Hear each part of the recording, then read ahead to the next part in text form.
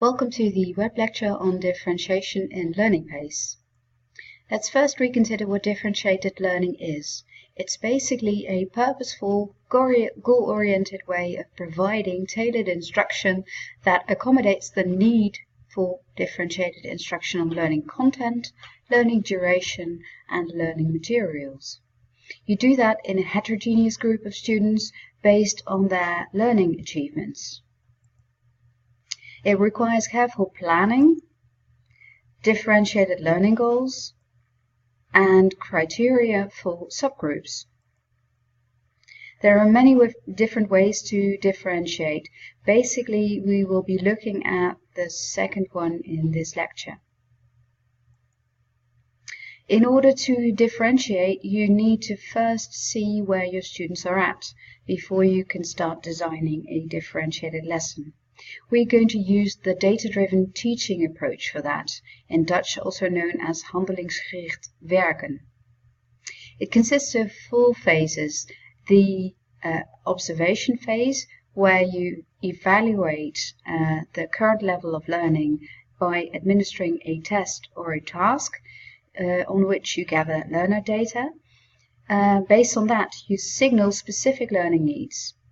In phase 2, you gather additional information from the learning management system, for instance on attendance and on additional learner needs such as dyslexia or a problem with the vocabulary level of English language students. Based on the information in the observation and analyzing phase, you then create a group plan on which you base your differentiated lesson plan. That's something that you do in phase 4, where you actually perform your differentiated lesson plan. There are many different ways of looking at differentiation in learning pace. If you observe that your students have a slow learning pace with many errors, then they may need additional practice. You can do that either by having them complete pre-teaching activities before they come to class in order to get them up to the required level, or you can consider giving them extended instruction in class on the basic content that they need. If they still are struggling when class is finished, then you may need to consider giving them remedial teaching. However, if they have a slow learning pace but they have few errors, then you either need to consider lowering their learning activities or coaching them on learning process, specifically on the amount of time they need for the activities. If you see students with an average learning pace, you can either consider pre-teaching, extended instruction, or repetition of content, or you could consider providing extra challenge and monitoring the effect on the learning process.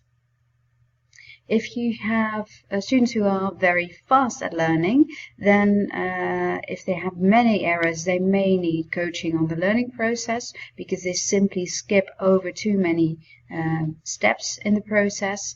They may need focus on time, on attention, and on metacognitive strategies they use in their task approach. But if they have a fast learning process but with few learning errors, then they require extra challenging activities, either through a higher level of CEFA exercises or Bloom exercises, or when you don't want to diverge too much in your classroom, you could have them peer coach or tutor a pupil from the average or the weaker group. There are many different ways of looking at differentiation in learning pace. First of all, we all know the scheduled lesson time. In Dutch secondary education, that's usually around 50 minutes. But there's also the matter of effective lesson time, which is basically the amount of lesson time that is spent effectively. And the third way of looking at it is effective time on task by the pupils themselves. And these three different times differ. Basically, consider which students need extra time, which students need extra instruction, which students could benefit from pre-teaching exercises before they come to class, and which students are still struggling and need remedial teaching. In short, there are three different ways of differentiation. Pre-teaching before class, providing students with additional practice activities, or flipping the classroom, doing the instruction before class using a blended web lecture. You can differentiate during class by giving the weaker group basic lesson content, the instruction sensitive group, the middle group, basic and some repetition exercises, and the instruction independent group, some basic content and then extra challenging activities. But after class you can consider doing remedial teaching or separate tailored instruction in an individual learner plan. Let's have a look at some pre-teaching. These are learners who need extra time to complete or practice the basic lesson content or extra lesson content as homework in order to understand what the exercises are about. One way of administering these extra activities is through scheduling an extra task after class in the content management system, which in Dutch secondary education usually is Magister. You could also consider giving an extra task to the entire class so that you can immediately start the practice phase of your lesson, which basically leaves you and the pupils more time for feedback. Let's have a look at an example. This is a pre-teaching example for writing. Students can use a tool, a website which is called Klikbrief.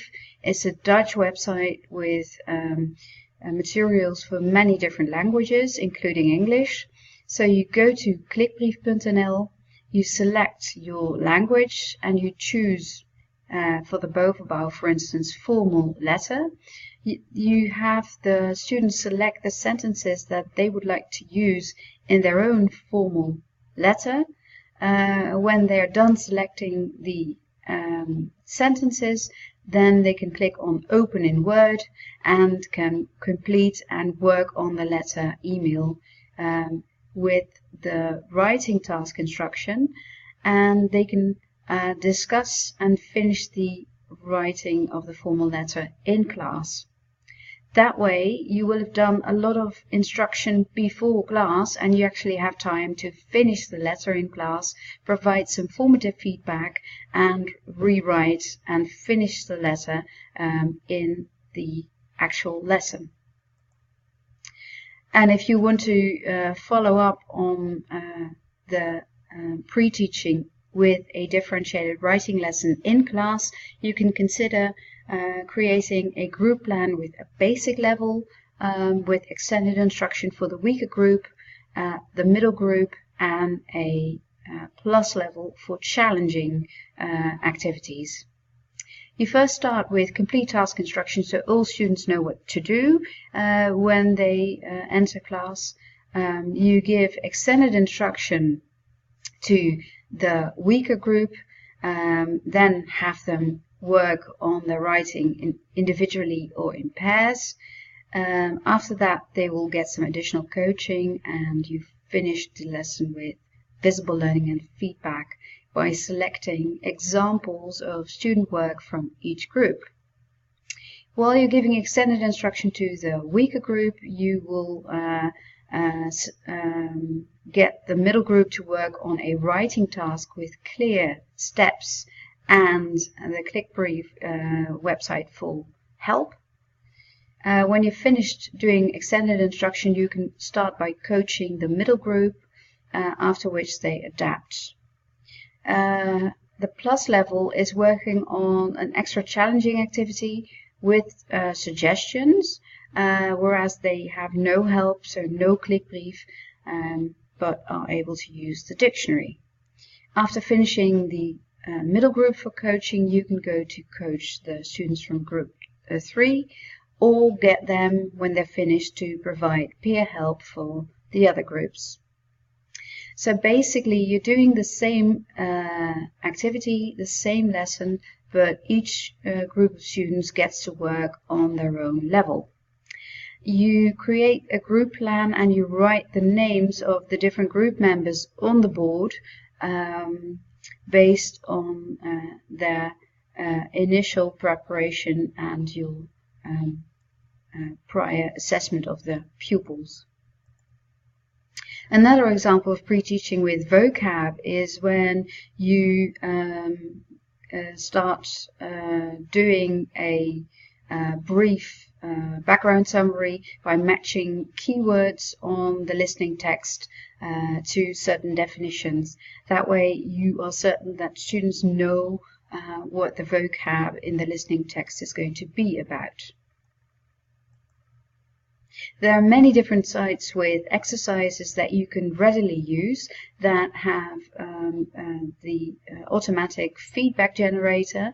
Many of those are mentioned in the Dutch Digischool vaklokaal for the students or the vaklokaal for the teachers. Meester Gijs has excellent videos explaining many different elements of the English language with lots of additional activities for students to complete, and also consider watching and using materials from the British Council website for teens. In addition, the site oefen.be, a Belgian website, has many different activities that you can use, and you can select them by sector, by language, and by topic. Basically, you can also have a look at basic lesson content, repetition content, and enhanced content. Everyone does the basic content. You do a formative test. Based on that, you either provide students with extra challenge or with repeating exercises, and then you get them to do a summative test, after which you offer additional basic content. An example in Dutch with more independent work for the brighter kids and additional activities for the middle group and the weaker group. You could also consider doing a whole task approach rather than having the structure of a regular lesson with instruction, some practice tasks, and then a final complex task. You can switch it around and see how many students need additional instruction or additional practice tasks to complete the final task, in which case you offer them extended instruction with an example for you to read. You could also consider doing remedial teaching, in which case you offer extra help and instruction. It's important to diagnose and create an individual action plan first, in which you determine the available time and learning aims and activities. You can download both the dyslexia protocol and the individual learner plan from the HVA website to see how you can incorporate this. Basically, it's nice to review where your school is at in terms of the continuum of from plenary education to adaptive education.